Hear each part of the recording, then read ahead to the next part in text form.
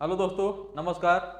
आप सबका Prayagraj GS research centre में स्वागत है। तो आइए आज हम आपको मैथ शुरू करते हैं। तो मैथ यहाँ आज 9 बजे से क्लास है आपका मैथ का। तो मैथ चलेगा, नंबर सिस्टम पढ़ाएंगे आज। तो प्रयागराज जीएस रिसर्च सेंटर को जितने लोग हो आप लोग शेयर कर दीजिए, सब्सक्राइब करिए, लाइक करिए और ज़्यादा से ज़्यादा बच्चों को बताइए कि यहाँ पे सबसे कम पैसे में सबसे अच्छा चीज़ दिया जा रहा है। तो आइए शुरू करते हैं।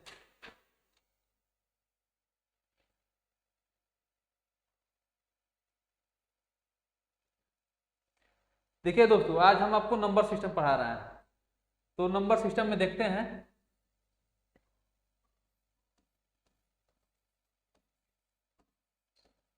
नंबर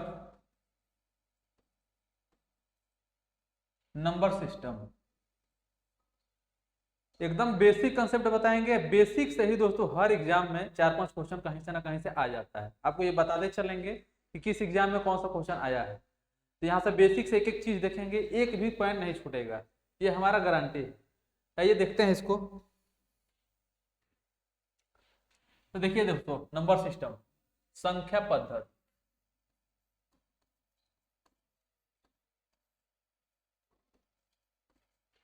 संख्या पद्धति तो सबसे पहले तो ये देखते हैं हम कि नंबर आता कहां से है, संख्या आता कहां से है, कहां से बना है। तो डेसिमल से बना है दोस्तों, डेसिमल से। तो इसमें ले लेते हैं पहले कि देखिए डिजिट, अंक कितना होता है पता ही होगा सबको। डिजिट अंक जो है दोस्तों वो टोटल कितना होता है 10। टोटल 10 होता है। कौन कौन सा? 0, 1, 2, 3, 4, 5, 6, 7, 8, 9। ये हमारा 10 डिजिट है। ठीक है। तो यहां से आपके हर एग्जाम में एक क्वेश्चन ये बन जाता है कि मान लीजिए कि इसमें से हम कोई 4 डिजिट ले लिए यहाँ पे, जैसे कि 2, 3, 4, 5 हम ले लिए, कोई 4 डिजिट हम ले लिए। यहां से पूछ देता है कि फेस वैल्यू और प्लेस वैल्यू। जैसे कि हमको निकालना है कि फेस वैल्यू,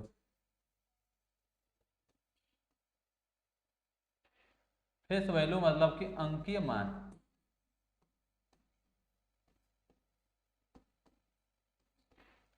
एक छोटा सा क्वेश्चन है कि पूछ लिया कि अंकीय मान, तो यहाँ पे पूछ लेता है कि 3 का अंकीय मान कितना होगा।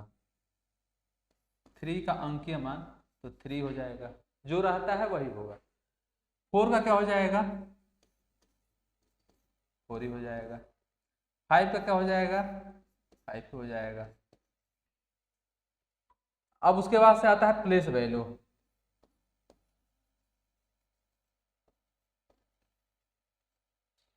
स्थानीय मान।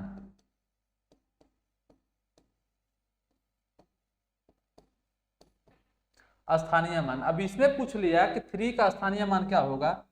तो बचपन में भी पढ़े होंगे आप लोग कि 3 तो यहाँ से ऐसे ही चलता है, तो जितने इसके बाद अंक रहता है उतना हम 0 लिख देते हैं। तो 300 हो गया। 4 का क्या हो जाएगा स्थानीय मान? 40 हो गया। 5 का क्या हो जाएगा? तो 5 का 5 ही रहेगा, क्योंकि 5 के बाद कोई अंक है नहीं।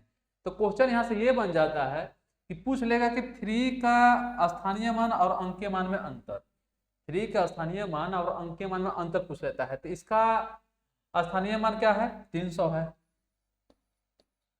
और अंकीय मान कितना है? 3 है। अंतर पूछा है, कितना हो जाएगा? 10 में से 3 गया 7, यहाँ पे 9, यहाँ पे 2, तो 297। तो दोस्तों ऐसा क्वेश्चन पूछता है एग्जाम में, आपका ऐसा क्वेश्चन पूछेगा। कई एग्जामों में पूछ चुका है ये। चलिए तो आगे देखते हैं। आगे शुरू करते हैं हम लोग नंबर का, उसको तोड़ते हैं एकदम चार्ट के अनुसार पढ़ेंगे हम लोग, एक एक पॉइंट देखते रहेंगे। तो ये देखते हैं कॉम्प्लेक्स नंबर। कॉम्प्लेक्स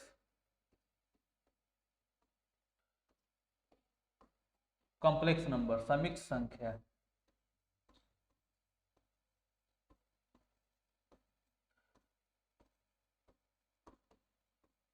एक एक चीज को लेकर चलना है, कोई भी चीज छूटे ना। किसी भी एग्जाम के लिए आप यूपी या पूरे भारत में जो भी एग्जाम होता है उसमें अगर अर्थमेटिक आता है, नंबर सिस्टम से क्वेश्चन आ रहा है, तो उसमें ये दावा है कि एक भी क्वेश्चन आपका छूटेगा नहीं। इतना एक एक पॉइंट को ध्यान में रखकर हम लोग को पढ़ना है। देखिए कॉम्प्लेक्स नंबर में क्या क्या होता है। कॉम्प्लेक्स नंबर में होता है, जैसे दे दिया रियल नंबर,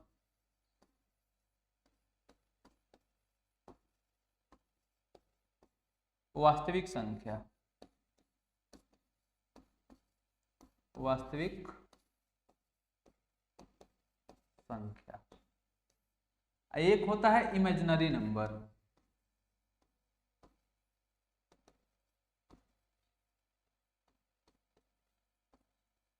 एक होता है इमेजिनरी नंबर, काल्पनिक संख्या।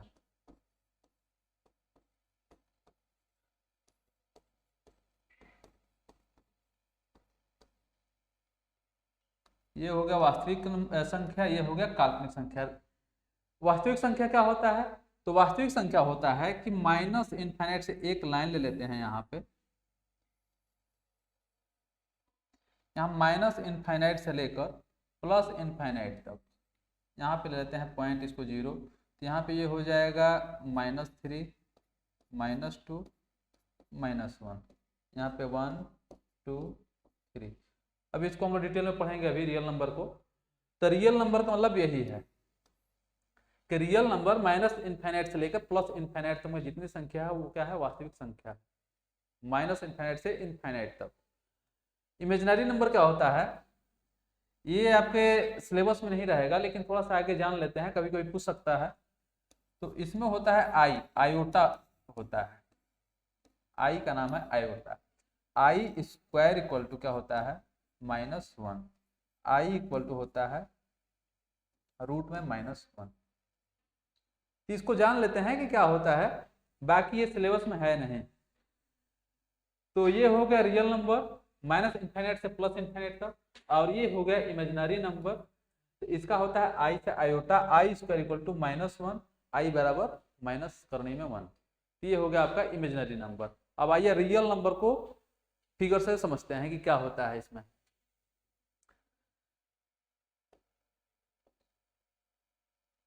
देखते हैं दोस्तों रियल नंबर।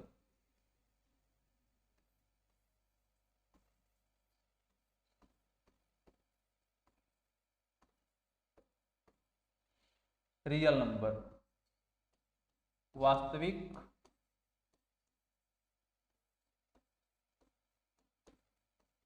संख्या। रियल नंबर वास्तविक संख्या, इसमें भी दो पार्ट है। देखिए एक है डेसिमल,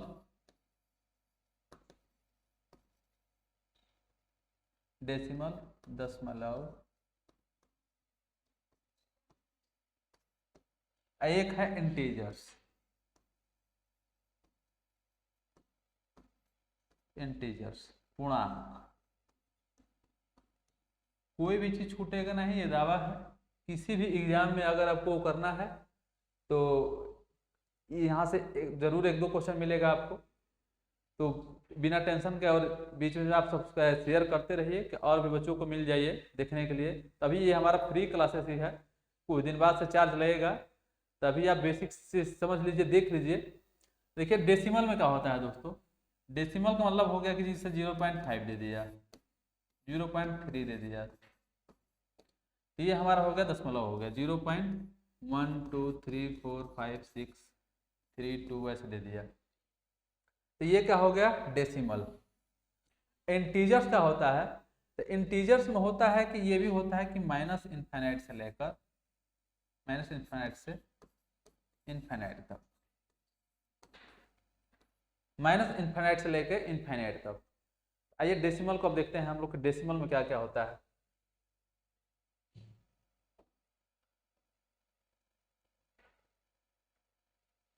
डेसिमल,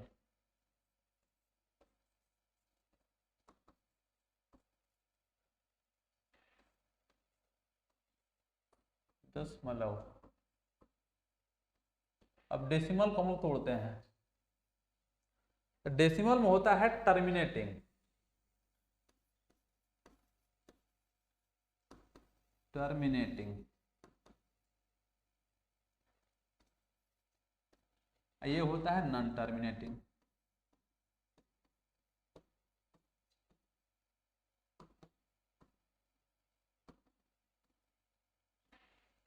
ये हो गया टर्मिनेटिंग, ये हो गया नॉन टर्मिनेटिंग। टर्मिनेटिंग को ही दोस्तों हम लोग बोलते हैं शांत दशमलव, इसी को बोलते हैं शांत दशमलव।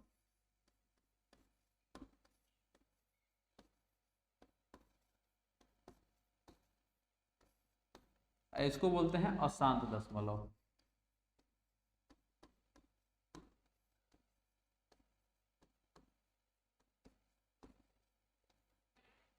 शांत दशमलव, अशांत दशमलव। आइए इसका देखते हैं।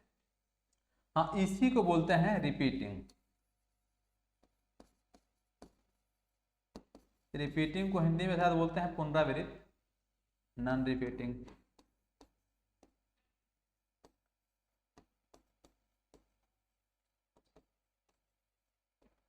इसको बोलते हैं पुनरावृत्त, अपुनरावृत्त। तो आइए इसका कुछ एग्जाम्पल हम लेते हैं। जैसे में कि टर्मिनेटिंग मतलब कि कह रहा है कि रिपीट भी होना चाहिए। अशांत दशमलव जैसे में हम ले लेते हैं 0.2, तो ये क्या हो गया हमारा टर्मिनेटिंग हो गया। ये खत्म भी हो सकता है। शांत दशमलव मतलब कि 2/10 लिख सकते हैं, तो 1/5 हो जाएगा। फिर से हम एग्जाम्पल में ले सकते हैं 0.666, ये भी लिख सकते हैं, रिपीट हो रहा है। फिर हम लिख सकते हैं 0.123, ये भी हमारा रिपीट हो रहा है, तो इसको भी ले सकते हैं हम। तो इसी को यहाँ पे इसका एग्जांपल में जैसे हम लेंगे तो क्या लेंगे, √2, √3, यहाँ पे पाई ले सकते हैं। यहाँ पे इसका हम 22/7 लिख सकते हैं। तो देखिए इसी को दोस्तों हम लोग क्या बोलते हैं, जैसे रिपीट हो रहा है, रिपीट हो रहा है। यहाँ पे जैसे कि 0.666 है, तो इसको अगर आप P/Q के रूप में लिखना चाहें तो कैसे लिख सकते हैं, तो 0.666 ऐसे है डॉट्स ऑन, तो 0.6 पे हम बार लगा देते हैं। और जब बार हटाते हैं तो क्या लिखते हैं, बार जब हटाएंगे तो लिखेंगे 6/9। एक अंक पे बार है तो 6/9। अगर 2 अंक पे जैसे कि यहाँ पे दे दिया है कि 0.123 ऐसे दिया है, तो इसको अगर तो यहाँ पे लिखेंगे कि 0.123 पे बार, और जब इसको हटाएंगे बार को तो 123 पे 123/999, इसको हम इतना लिखेंगे। ये बार हटा देते हैं। तो यहाँ से ये मिल रहा है कि इसी को दोस्तों हम लोग बोलते हैं क्या, रेशनल नंबर।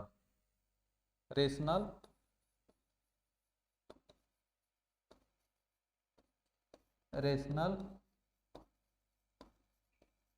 नंबर, परिमेय संख्या।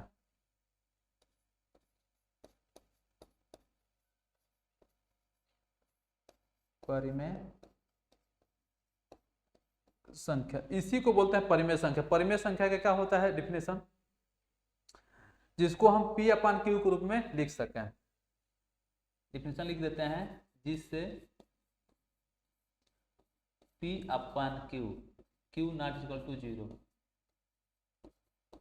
के फॉर्म में लिखा जा सके, लिखा जा सके। इसी को बोलते हैं रेशनल नंबर। 0.2, 0.66 ये क्या हो जाएगा हमारा सब, ये रेशनल नंबर है। इरेशनल में क्या है, इसका डिफिनेशन ये हो जाएगा इरेशनल।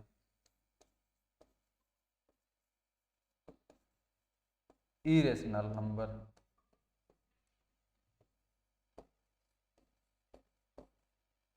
अपरिमेय संख्या।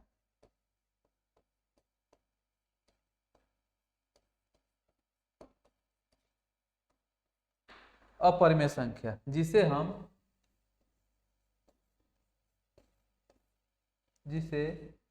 P/Q के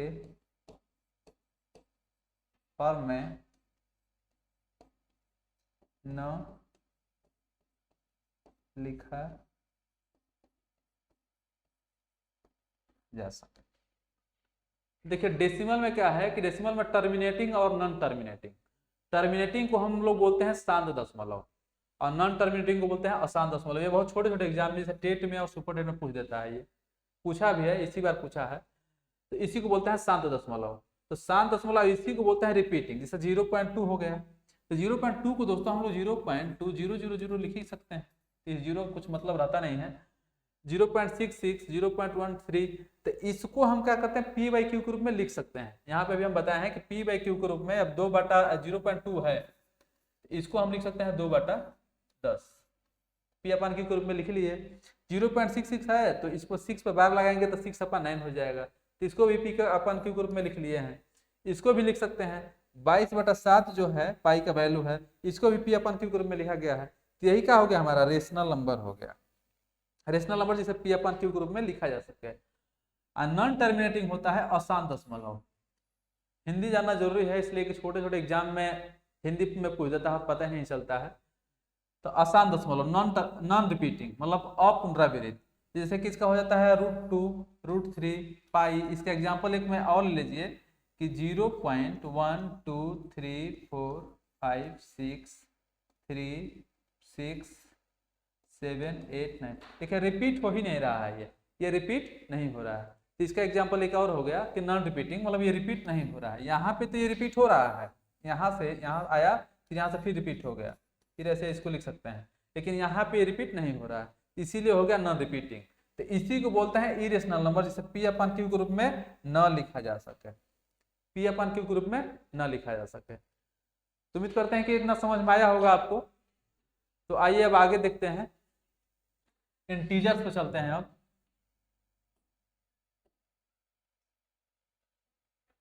अब चलते हैं इंटीजर्स पे।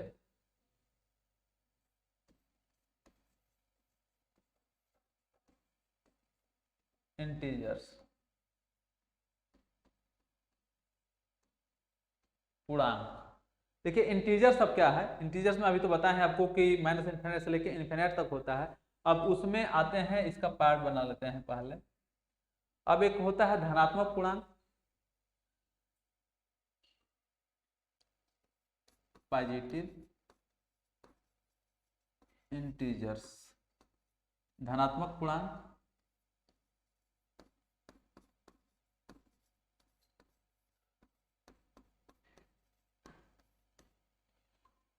एक होता है ऋणात्मक पूर्णांक, इंटीजर्स।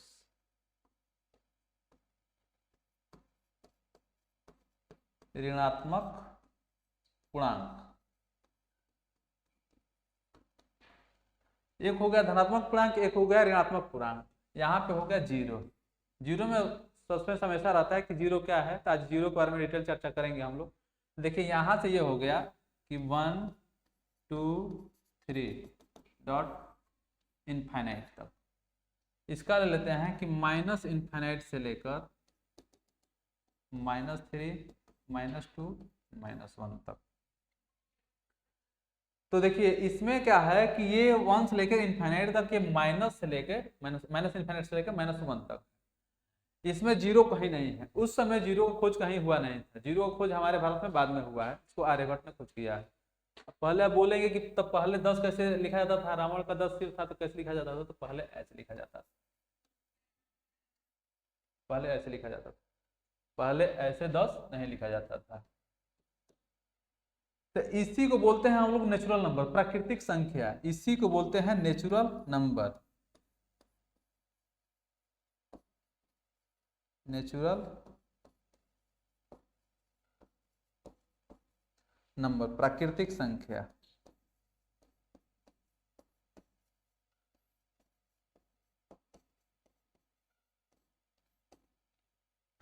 इसी को बोलता है प्राकृतिक संख्या, एक से लेकर इनफिनिट तक, उसी को हो गया प्राकृतिक संख्या। तो इस अच्छा देखिए इसमें अभी सीटेट में पूछा था, एक सीटेट में अभी क्वेश्चन पूछ दिया था कि नेचुरल नंबर को जो है हिंदू और विक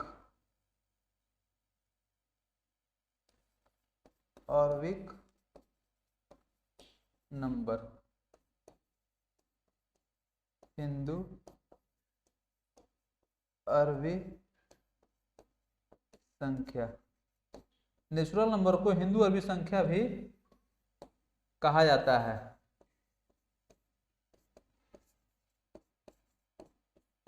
ये अभी आपका सीटेट में पूछा था इसी बार। ये आपका अभी सीटेट में पूछा था, हिंदू अरबिक नंबर, हिंदू अरबी संख्या, इस नेचुरल नंबर को ही पूछ लिया था। यहाँ पे देखिए अब लोग कहते हैं कि जीरो क्या है, तो जीरो बहुत लोग बोल देते हैं कि जीरो होल नंबर है, पूर्ण संख्या है। जीरो पूर्ण संख्या नहीं है। जीरो पूर्ण संख्या तब है जब आकर इससे मिल जाएगा तब। तो जब आकर मिलेगा तो क्या लिखेंगे इसको, 0 1 2 3 ऐसे इनफाइनाइट। अब क्या है हो गया ये, अब हो गया ये पूर्ण संख्या हो गया। जीरो सिंगल पूर्ण संख्या थोड़े है। अब यहाँ पे जीरो अगर हम लिख दिए हैं, ये पूर्ण संख्या कैसे हुआ? हाँ, इसके आगे अगर हम 1 लिख दिए तब ये पूर्ण संख्या 1 हो गया कि 10 हो गया। किसी के बगल में अगर बाद में जीरो लिखेंगे तब वो हो जाएगा पूर्ण संख्या। जीरो अकेले कुछ नहीं है, अकेले जीरो कुछ नहीं है। तो इसी को बोलते हैं हम पूर्ण संख्या, होल नंबर, होल नंबर।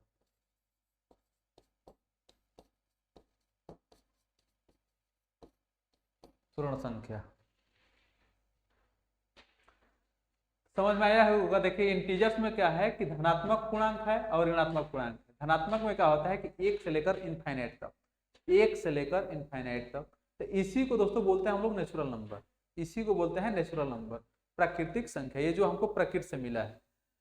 तो इसी को अभी पूछ लिया था, इसी को बोला जाता है कि हिंदू अरबी संख्या। अभी सीटेट के एग्जाम में पूछा था कि हिंदू अरबी संख्या, इसको बोला जाता है। ये थोड़ा सा ध्यान देना है कि ये आपके माइंड में रहे कि इसको क्या बोलते हैं, नहीं तो एग्जाम में आ जाएगा तो ये वर्ड पढ़े ही नहीं है, तो ये पढ़े नहीं तो लगेगा कि ये तो होगा ही नहीं, जबकि ये इसका आंसर हो जाएगा।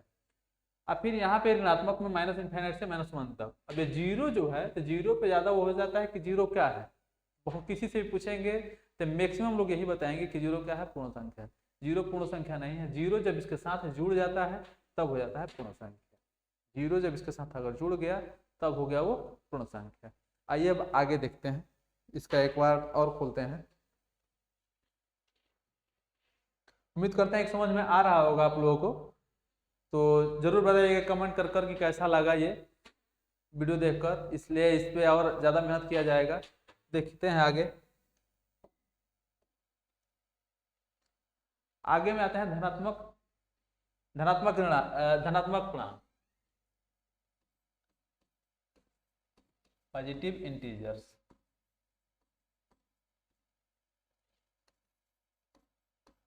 धनात्मक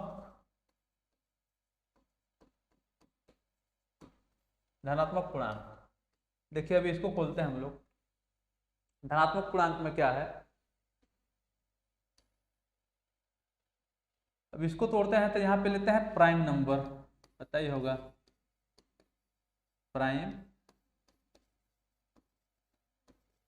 प्राइम नंबर, अभाज्य संख्या,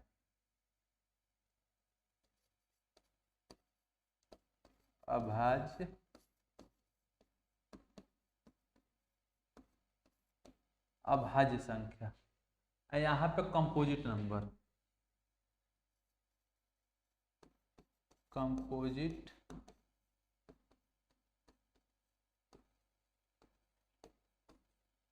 नंबर मतलब भाज्य संख्या।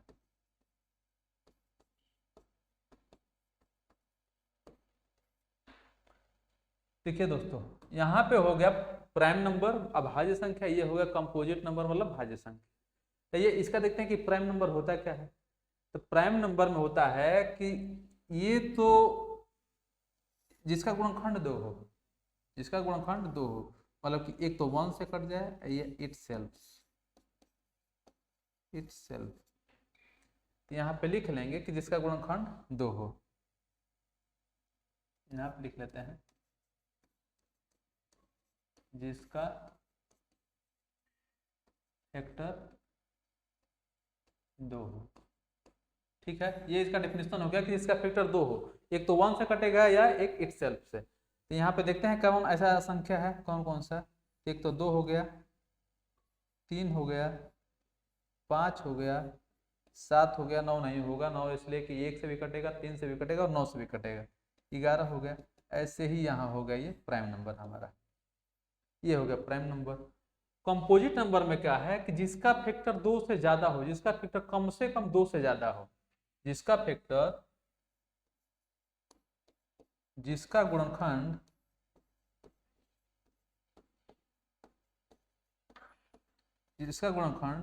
कम से कम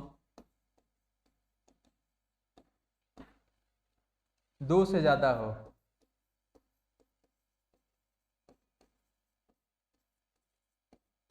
जैसे इसका एग्जांपल लेते हैं, इसका एग्जांपल में जैसे हो जाएगा हमारा 4, 6 हो गया, 8 हो गया, 9 हो गया, 10 हो गया, ऐसे ही चलता रहेगा। जैसे देखिए 4 को जो है हम 1 से भी गुणा कर सकते हैं, 2 से भी और 4 से भी। ये 1 से भी कटेगा, 2 से भी कटेगा और 4 से भी कटेगा। ऐसे 6 को हम क्या कर सकते हैं, 1 से, 2 से, 3 से और 6 से। तो यहाँ पे ये हो गया। तो यहाँ देखिए कि इसमें 1 नहीं आया ना इसमें 1 आया, तो 1 यहाँ लेते हैं। तो 1 लोग पूछ लेते हैं कि 1 क्या है तब। तो 1 जो है, 1 है न अभाज्य संख्या है और न भाज्य संख्या है। तो यहाँ पे लिखेंगे कि 1 न तो अभाज्य है और न ही भाज्य है। यहां से एक क्वेश्चन बनता है, तो यहाँ पे आपको ये बताना है। यहां से एक क्वेश्चन बनता है कि सबसे छोटा अभाज्य संख्या, सबसे छोटा अभाज्य संख्या क्या होता है, 2। सबसे छोटा अभाज्य संख्या 2। और 2 क्या है, 2 एक सम पूर्णांक है। तो यहाँ पे लिख लेते हैं 2 एक सम पूर्णांक है। सबसे छोटा प्राइम नंबर, सबसे छोटा प्राइम नंबर। यहां से ये 2 क्वेश्चन आपका पूछता है हमेशा।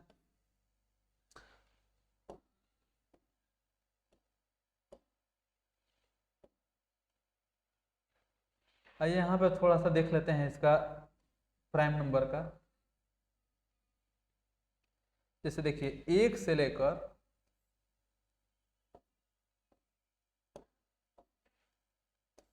1 से 50 तक कितना प्राइम नंबर होता है, 15। 15 अभाज्य संख्या। ये एग्जाम में कई बार पूछा है, टेट में भी। 50 से 100 तक 10 होता है, 10 अभाज्य संख्या। 1 से 100 तक टोटल होता है 25।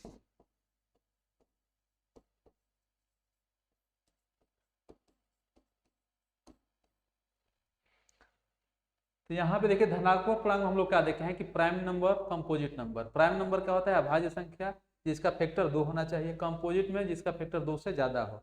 सबसे छोटा अभाज्य संख्या क्या होता है, 2 होता है। 2 एक सम पूर्णांक है। और यहाँ पे 1 से 50 तक में 15 अभाज्य संख्या है। 50 से 100 तक में 10 होता है। 1 से 100 तक में 25 अभाज्य संख्या होता है।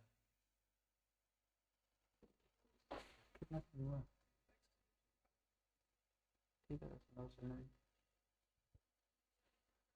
1 से 100 तक में 25 अभाज्य संख्या। ठीक है दोस्तों।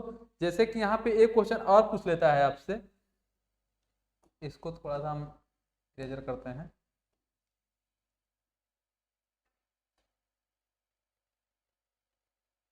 एक क्वेश्चन आपसे पूछ लेता है ये कि 3 अंकों की सबसे छोटी अभाज्य संख्या। जैसे पूछ लेगा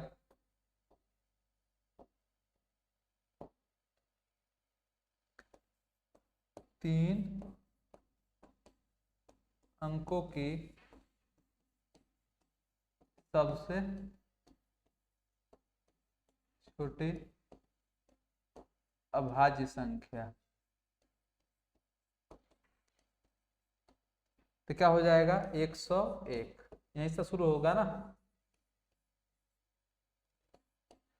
तो ये 3 अंक की सबसे छोटी संख्या क्या हो जाएगा, 101। आइए आगे थोड़ा सा देख लेते हैं। आगे आगे में हम लोग देखते हैं फिर से एक बार इसी को धनात्मक पूर्णांक को देखते हैं, इंटीजर्स को।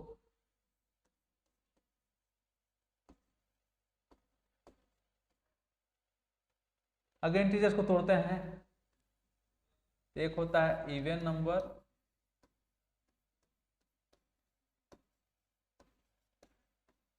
ये होता है ऑड नंबर।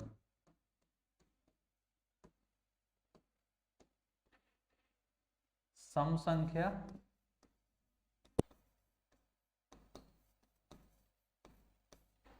विषम संख्या।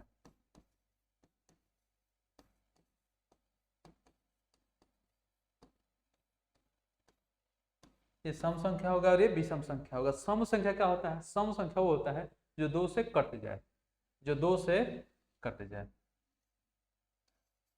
जो संख्या दो से कट जाए। विषम संख्या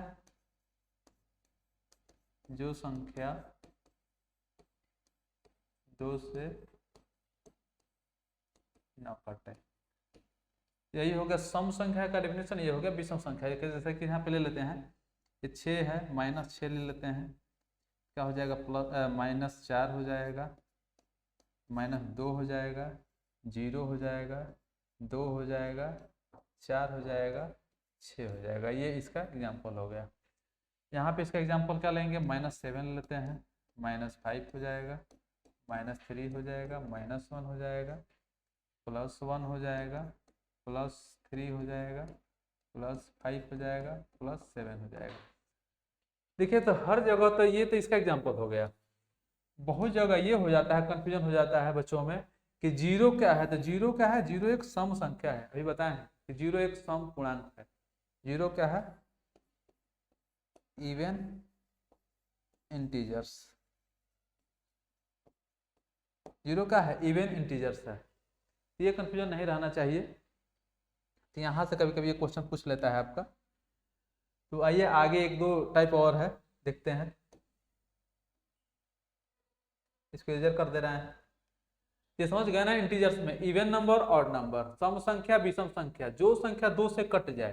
जैसे कि देखिए -6, तो इसमें से 2 घटाएंगे तो -4 हो, 2 जोड़ेंगे तो -4 हो जाएगा, फिर 2 जोड़ेंगे तो -2 हो जाएगा, फिर 2 जोड़ेंगे तो 0 हो जाएगा। ऐसे ही कहकर ये 2 का हो गया। ये विषम संख्या में क्या है कि -7 तो -5, यहाँ पे 0 आ भी नहीं रहा है, तो 2 से ये नहीं कटेगा ये। ठीक है, आगे देख लेते हैं एक बार और। अब आइए देखते हैं रिलेटिवली। पहले देख लेते हैं को प्राइम नंबर। एक बच रहा है हम लोगों का को प्राइम नंबर। को प्राइम सह अभाज्य संख्या।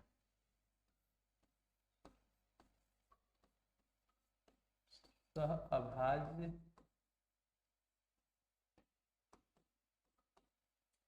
अभाज्य संख्या। सह अभाज्य संख्या में क्या होता है? जिसका कम से कम 2 प्राइम होना चाहिए। इसका डेफिनेशन हो जाएगा, जिसका कम से कम 2 प्राइम नंबर होना चाहिए।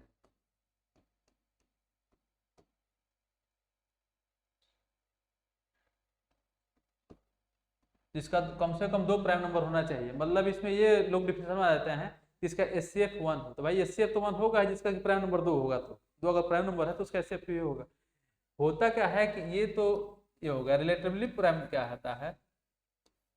रिलेटिवली प्राइम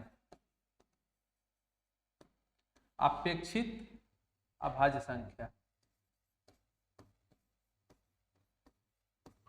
अपेक्षित अभाज्य संख्या। देखिए अब इसका जो डेफिनेशन बनेगा, इसका डेफिनेशन है कि जिसका HCF जिसका HCF क्या हो, 1 हो। जिसका HCF 1 हो उसको बोलते हैं अपेक्षित अभाज्य संख्या। इसका होता है जिसका कम से कम 2 प्राइम नंबर हो। जैसे कि एग्जांपल में अगर इसका हम लिखना चाहें, लिख सकते हैं कि 3, 5, 11, 13, यहाँ पे भी वही लिखेंगे, 5, 7 लिख लेते हैं, 17, 19 लिख लेते हैं। ये क्या हो गया, इसका एग्जाम्पल हो गया। अब एक चीज और छूट रहा है, उसको देख लेते हैं, परफेक्ट नंबर।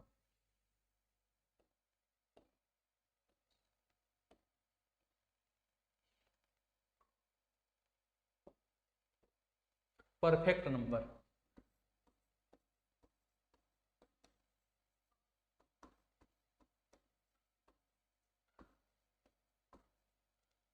पूर्ण संख्या।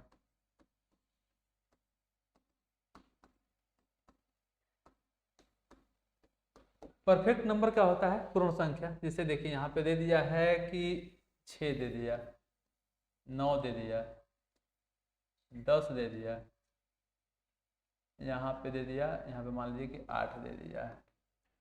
तो यहाँ पे कोई भी जो देखेगा तो कहेगा कि 9 वाला सही है, 9 जो है पूर्ण संख्या है। पूर्ण वर्ग नहीं पूछा है, पूर्ण संख्या पूछा है। अब बहुत से बच्चे क्या करते हैं कि 9 पे टिक लगा देते हैं कि 9 पूर्ण वर्ग है, पूर्ण संख्या है, लेकिन पूर्ण वर्ग है, ये पूर्ण संख्या नहीं था। आइए इसको चेक करते हैं कि क्या होता है। जैसे अगर 6 को हम लेते हैं तो इसका डिफिनेशन यही होता है कि 1 से भी 6 कटेगा, 2 से भी कटेगा, 3 से भी कटेगा और 6, तो 6 को तो नहीं लेंगे। इसका गुणन जो गुणनफल गुणनखंड है उन सबका योग जो है वो इतना आना चाहिए, इसके बराबर होना चाहिए। इसके 2, 1, 3, 3, 3, 6, ये क्या हो गया, परफेक्ट नंबर हो गया। ये परफेक्ट नंबर हो गया। जैसे यहाँ पे लेते हैं 9, तो अब 9 को चेक करिए तो 1 से कटेगा, 3 से कटेगा, फिर 3 से कटेगा, 9 से कटेगा। इन दोनों को जोड़ेंगे तो क्या 9 आएगा, तो नहीं आएगा। तो ये क्या है, परफेक्ट नंबर नहीं है। जैसे कि अब 8 ले लेते हैं, 8 1 से कटेगा, 2 से कटेगा, 4 से कटेगा, 8 से। इसको तो लेना नहीं, इन तीनों को अगर जोड़ेंगे हम तो 2, 1, 3, 4, 3, 7, ये भी नहीं है परफेक्ट नंबर, ये भी नहीं है। अब एक संख्या होता है 28, 28 को चेक कर लीजिए। 28 1 से कटेगा, 2 से कटेगा, 4 से कटेगा, 7 से कटेगा, 14 से कटेगा और 28। देखिए 2, 1, 3, 4, 3, 7, 7, 7, 14, 14, 14, 28। तो ये क्या हो गया, परफेक्ट नंबर है। ये परफेक्ट नंबर 28 क्या है, परफेक्ट नंबर है कि इसका गुणनखंड का जो योग है उसके बराबर होना चाहिए। इसका गुणनखंड का योग उसके बराबर होना चाहिए उस संख्या का, उसी को बोलते हैं परफेक्ट नंबर। परफेक्ट नंबर समझ गए होंगे कि इसका गुणनखंड का योग इसके उस संख्या के बराबर होगा, उसी को बोलेंगे हम परफेक्ट नंबर। एक छोटा सा एक और चीज बता देते हैं।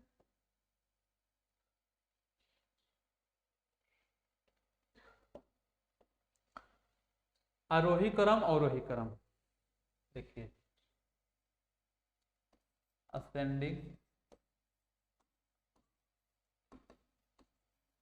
असेंडिंग, आरोही क्रम। आरोही क्रम में क्या होता है कि स्मॉल से, जैसे कि यहाँ पे इसका जब लिखेंगे हम तो स्मॉल टू बिग, छोटे से बड़ा की तरफ, छोटे से बड़ा की तरफ। ये देखने में भी आपको लग रहा है छोटे से ये बड़ा हो गया। यहाँ इसको जैसे अगर एग्जाम्पल में लिखना है तो ऐसे लिख लेते हैं कि ये हो जाएगा, ये हो जाएगा, ये हो जाएगा, ये ऐसे हो गया। क्या ये असेंडिंग। डिसेंडिंग क्या होता है, descending order, descending order, descending order, अवरोही क्रम।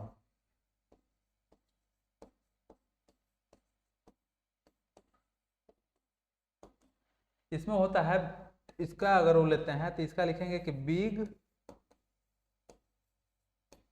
To small.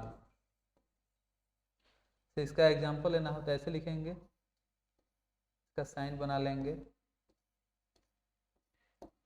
देखिए तो असेंडिंग होगा, असेंडिंग ऑर्डर हो गया, डिसेंडिंग ऑर्डर हो गया। आरोही क्रम तो स्मॉल टू बिग, छोटे से बड़ा, कहीं कहीं कंफ्यूजन हो जाता है। तो वहाँ पे ध्यान नहीं देना है, इसको ऐसे ही पकड़ लेना है कि स्मॉल टू बिग, यहाँ पे बिग टू स्मॉल। तो आज का हमारा क्लास यहीं समाप्त हो रहा है। तो बहुत बहुत धन्यवाद आप लोगों को ये अपना वीडियो देखने के लिए। आगे कल से फिर आइएगा। बहुत बहुत धन्यवाद।